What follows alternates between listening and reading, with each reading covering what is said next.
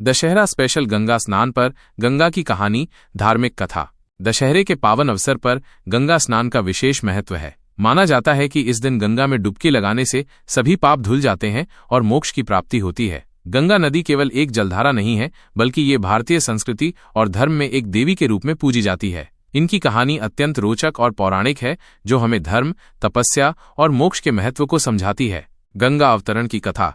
पौराणिक कथाओं के अनुसार गंगा मूल रूप से स्वर्ग में निवास करती थीं। उनका धरती पर आगमन अत्यंत कठिन तपस्या और दैवीय हस्तक्षेप का परिणाम था। यह कथा कुछ इस प्रकार है।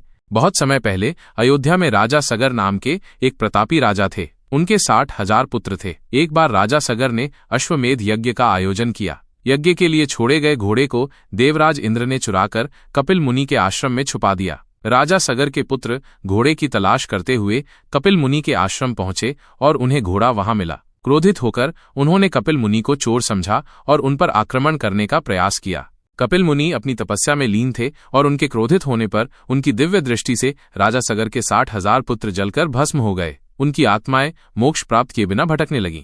राजा सगर के बाद उनके पौत्र अंशुमान ने और फिर उनके पुत्र दिलीप ने अपने पूर्वजों की आत्माओं को मोक्ष दिलाने के लिए बहुत प्रयास किए, लेकिन वे सफल नहीं हो सके।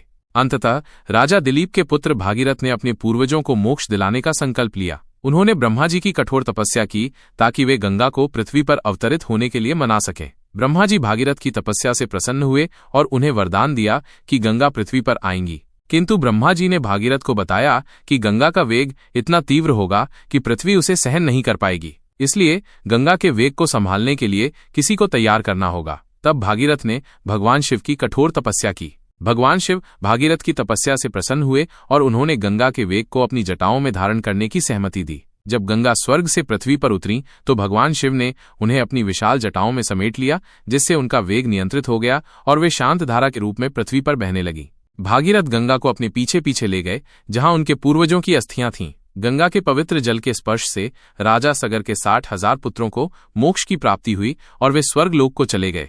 दशहरा और गंगा स्नान का महत्व। यह पौराणिक कथा हमें बताती है कि गंगा केवल एक नदी नहीं, बल्कि मोक्षदायिनी है। दशहरे का पर्व बुराई पर अच्छाई की जीत का प्रतीक है। जिस प्रकार भगवान राम ने रावण का वध कर धर्म की स्थापना की, उसी प्रकार गंगा स्नान हमें अपने भीतर की बुराइयों और पापों को धोने का अवसर देता है। दशहरे के दिन गंगा स्नान करने से न केवल शारीरिक शुद्धता प्राप्त होती है, बल्कि मानसिक और आध्यात्मिक शांति भी मिलती है। ये हमें याद दिलाता है कि तपस्या, दृढ़ संकल्प और विश्वास से असंभव को भी संभव किया जा सकता है। ठीक वैसे ही जैसे भागीरथ ने गंगा को पृथ्वी पर लाने का असंभव कार्य संभव कर दिखाया। यह कथा हमें कर्म, धर्म और मोक्ष के मार्ग पर चलने की प्रेरणा देती है। गंगा की पावन धारा में डुबकी लगाने से हम प्रकृति के प्रति अपनी श्रद्धा और सम्मान व्यक्त करते हैं और अपने पूर्वजों के प्रति भी कृतज्ञता ज्ञापित करते हैं।